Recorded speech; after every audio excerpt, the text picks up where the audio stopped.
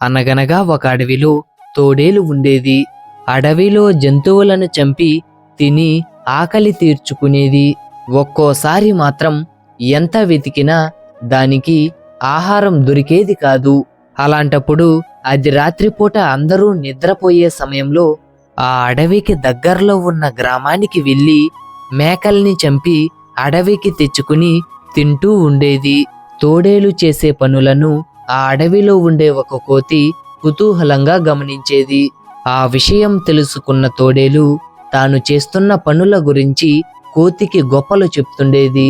యజమానులకు తెలియకుండా మేకలను ఎలా చంపుతుందో కోతికి వివరించి చెప్పేది. ఆ మాటలు విన్న కోతికి తోడేలు ఊరి వాళ్ళ కళ్ళు కప్పి మేకల్ని ఏ విధంగా పట్టుకుంటుందో చూడాలనిపించేది.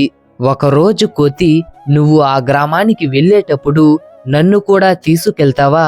నీ పనితనం చూడాలనుంది అని తోడేలును అడిగింది. దానికి తోడేలు, ఈ రాత్రికే నిన్ను తీసుకెళ్తాను, సిద్ధంగా ఉండు అని చెప్పింది. తన ముచ్చట తీరబోతున్నందుకు కోతి చాలా మురిసిపోయింది. ఈ లోపల తమ మేకలు అప్పుడప్పుడు మాయమవుతుండడాన్ని ఊరివారు గమనించారు. ఆ సంగతి ఏంటో తెలుసుకోవాలని కొందరు యువకులు మేకలకు కాపలా కాయసాగారు. ఆ విషయం తెలియని తోడేలు కోతితో కలిసి ఆ ఊరిలో ప్రవేశించింది. మేకలను తినడానికి వాటి దగ్గరకు వెళ్ళటాన్ని ఆ యువకులు గమనించారు. మేకలు ఎలా మాయమవుతున్నాయో వారికి అర్థమైంది. వెంటనే తోడేలు పైన కర్రలతో దాడి చేశారు. పక్కనే ఉన్న కోతిని కూడా కొట్టసాగారు.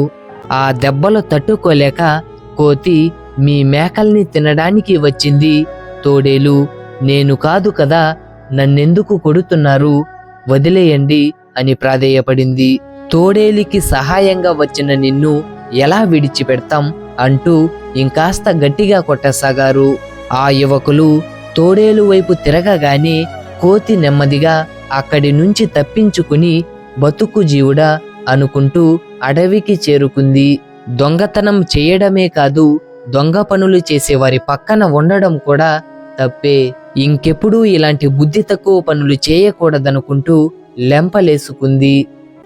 మా వీడియో ఎలా ఉందో కామెంట్ రూపంలో చెప్పండి.